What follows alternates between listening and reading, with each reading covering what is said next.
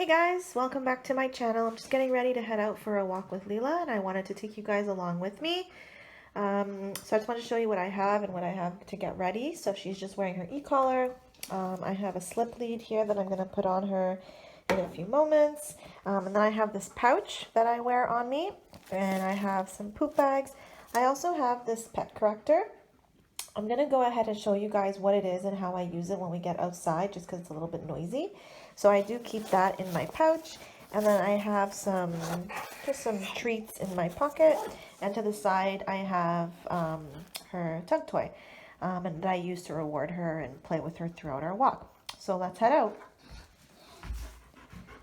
Alright, so just outside now on our front lawn, so I'm just going to show you guys this pet corrector. So basically I use this if there is an off-leash dog that's charging us, approaching us, just to make space. So what I'll usually do is I'll have Leela beside me, I'll put her in a down, I'll step forward away from her, and then I'll spray it. So this is what it sounds like. So I don't know if you heard that. It's just air, that's all it is. But it makes a very loud noise, and you know, dogs don't like it. Now the thing is, Leela knows what this noise is, so it doesn't scare her. I highly recommend this, but just make sure that you condition your dog to it, so that when you're, you know, trying to keep the other dog away, you don't scare your own dog. So what you should do is press the button, give a treat. Press the button, give a treat. Press the button, give a treat. So that's how you're going to counter condition your dog, so that if you ever have to use it, your dog doesn't get scared along with the oncoming dog. So I've used this and it's always worked for me. Thankfully, you know, I've never been charged by a truly aggressive dog who's looking to hurt us. It's usually, you know, the typical, you know, go lucky, reactive, in your face kind of dog who is not really serious in intent, and this is usually enough. All right, so I'm just going to put this in my pouch. I have a few stories to tell you guys, so this will be an interesting walk today. It's been an eventful couple weeks, and I wanted to tell you guys about some of the stories, and I have an interesting clip to throw in there as well. So I'm just zipping up my little pouch here. I'm just going to let her, actually she peed not long ago, so she should be fine. So I'm just going to put the slip lead on. So the way that you put a slip lead on, you see how it's in like a P right now letter? That's how you slip it on their head. Okay. And then there's a little gold sort of, or whatever color yours is, loop that would be sort of on the bottom area. And then there's a tab. And the tab is what you use just to tighten it. So why I like slip leads, you know, prong collars, they're all good, but she's not really in training anymore. She's trained, and so she doesn't need a prong collar. But I like the slip lead because it does still allow me to give her a correction if I need to, versus a flat buckle collar. You know, with the flat buckle collars, it's really hard to give a correction. You need a lot of force, and they just end up pulling through it and hurting their throats.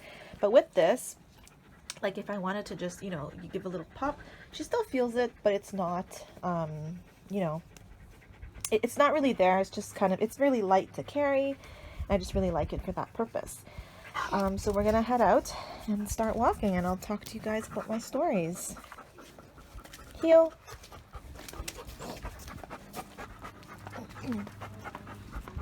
My neighbor over there.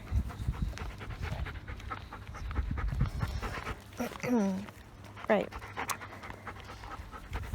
Just gonna try and make sure the camera's on her. So anyways, I just wanted to talk to you guys about kind of what's happened this week. Let me actually flip the camera around. Hold on.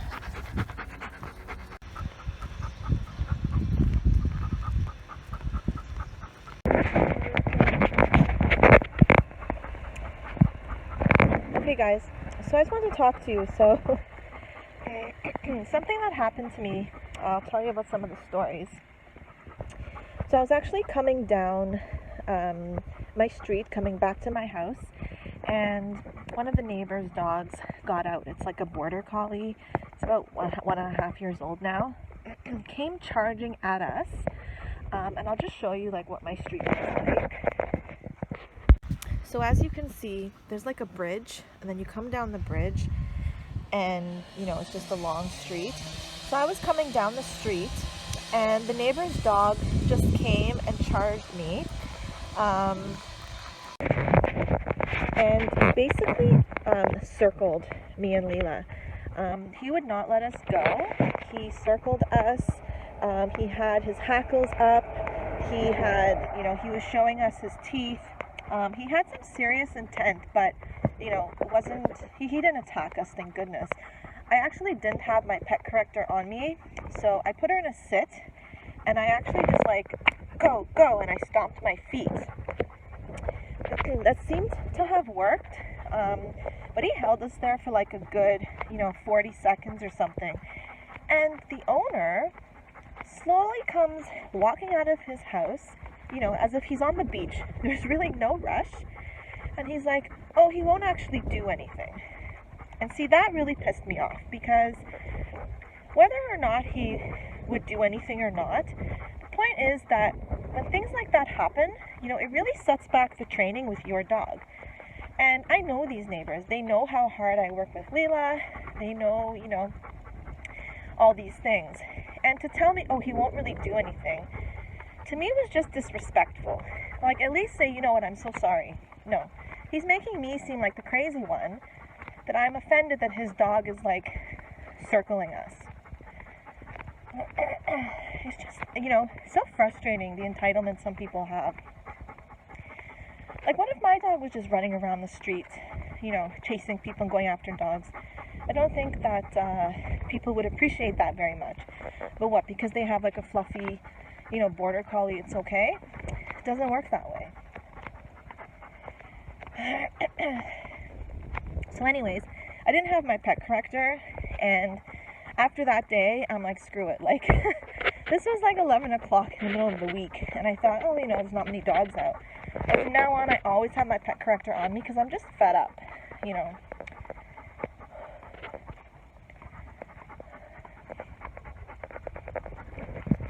Yeah, I'm just fed up with it. Owners have, the owners who just let their dogs charge you, and then just think you're the crazy one. But not all dogs want to meet strange dogs. And in the dog world, it's very rude to, run up to a dog that you don't know. So anyways, that was that story. I haven't talked to those neighbors since.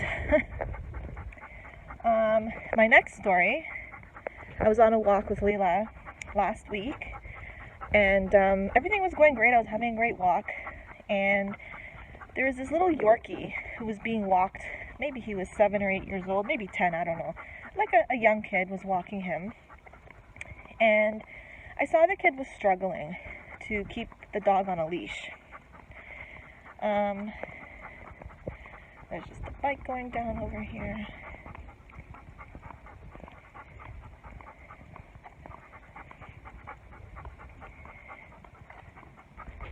Just gonna pass by. There's just a guy over here. Just want to show you guys what it means to have a neutral dog. Hello. So do you see how she didn't react or didn't do anything? She doesn't care, right? So she's just very neutral. That's a neutral dog, right? Her interest is to walk with me, be with me. People, dogs don't matter. She's obviously extremely, loving and friendly with family, but, walking down the street, we don't socialize with people we don't know. She doesn't care, and if I stop to talk to somebody, a neighbor, I have her in a down, and that's it. If I do want her to interact with someone, best way to her heart is through this ball. So I'll usually have someone play with her first, and then, she warms up pretty quickly. But anyways, back to my story. So I was walking, and this boy couldn't control his little, Yorkie. So I crossed the street just to give them space. And I was filming the Yorkie just because I was, he was barking. And I was like, okay, I want to take a video of, this Yorkie barking and Leela being a good girl. And then I turned the camera away from the Yorkie to face Leela. And I wasn't looking. And I hear screech. The car slam on the brakes. I thought this Yorkie was dead. This Yorkie got really lucky. he slid right under the car. So it was a tall SUV and the Yorkie was tiny. So he slid right under the front of the car. It was a whole thing, you know, the tires were smoking. Like, I thought for sure that dog was dead. Little did I know, that dog was so driven to get to Leela, he kept coming and still tried to get to us after trying to be hit by a car. So then I used my pet corrector, and then he ran back across the road again to his kid, and then ran away from the kid, and the kid was chasing him down the street. I'm going to insert a clip here.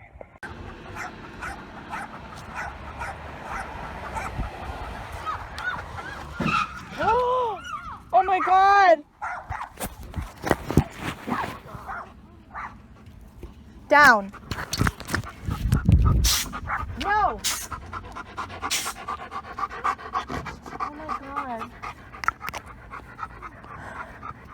Get control of your dog!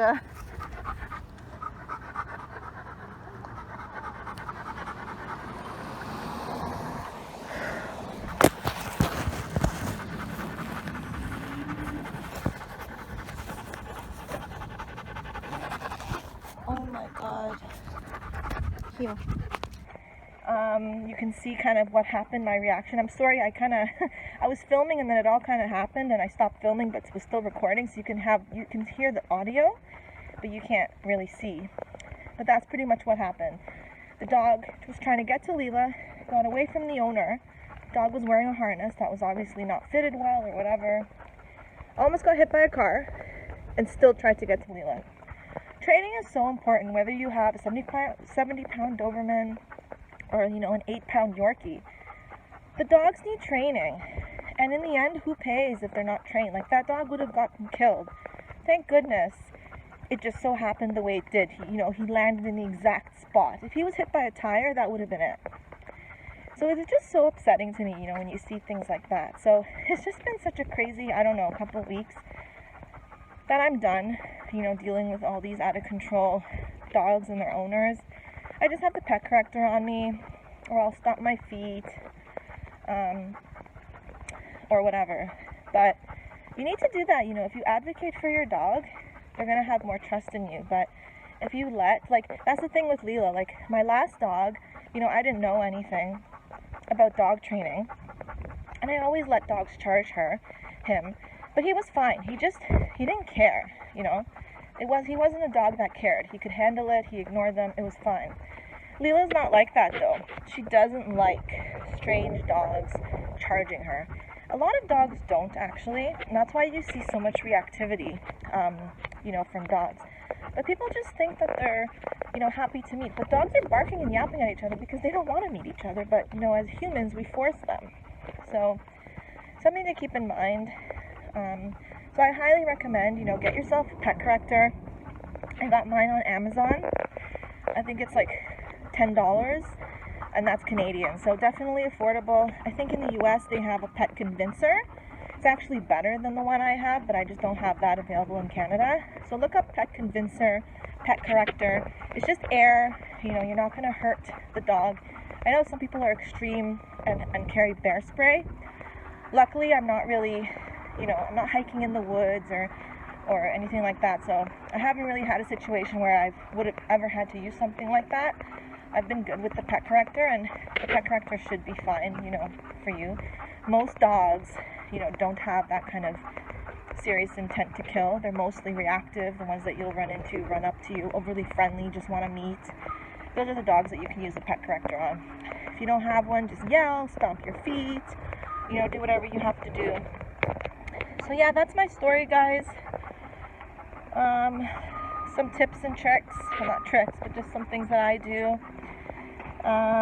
So yeah, just enjoying my walk today. Leela has started a new daycare. So she went to daycare yesterday. So she's pretty tired today, so we're just going to do some chill walks. Be careful about the daycare you send your dog to. I think daycares are good, but there's a lot of bad ones.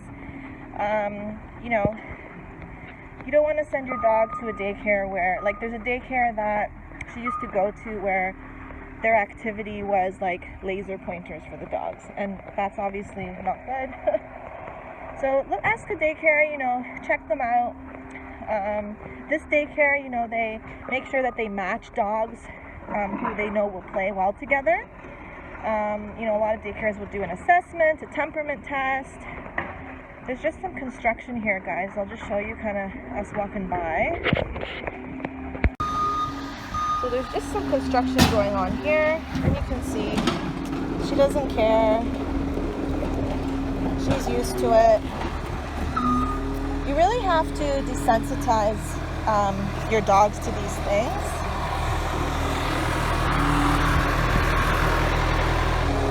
Sorry about the noise.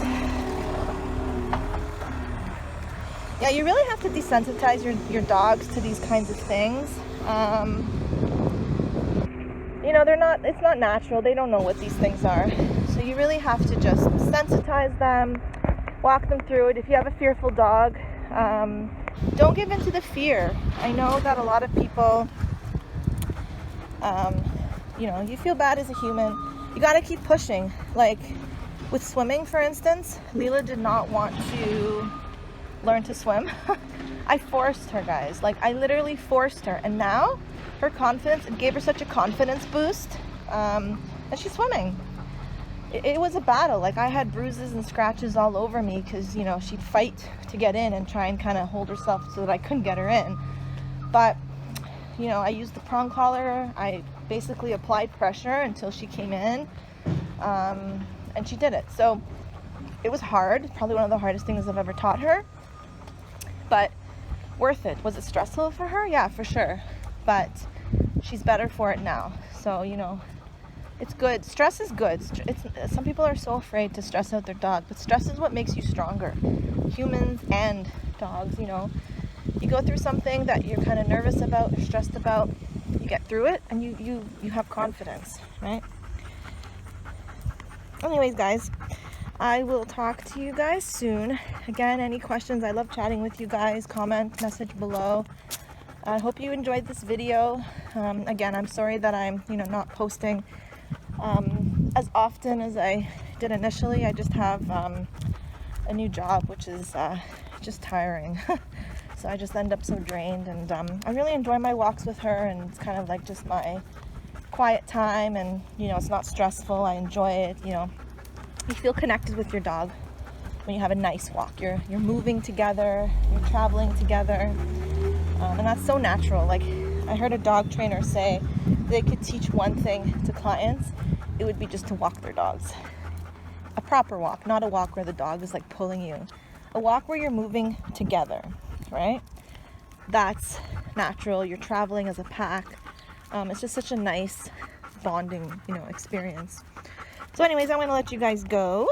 I will talk to you soon, and I hope you're all having a great day, a great week. Enjoy the summer. I know there's been a lot of rain in all, parts of the world. So stay safe, and talk soon. Bye.